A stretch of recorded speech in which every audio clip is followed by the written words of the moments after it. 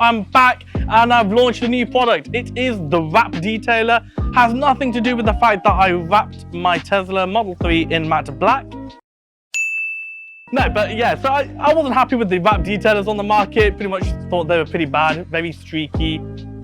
So I just did the obvious thing. Make your own wrap detailer, and that's what I did.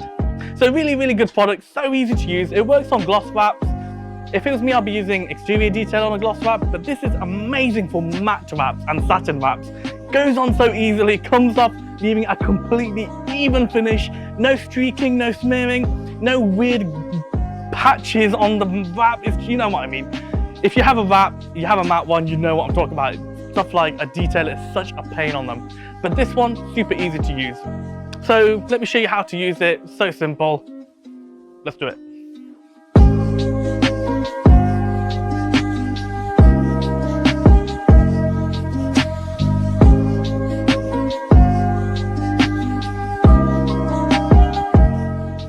So pretty simple to use. You just want to make sure you've got a clean surface to work with, just like a quick detailer, no difference. You want to spray it onto the panel and just wipe. And it's that simple.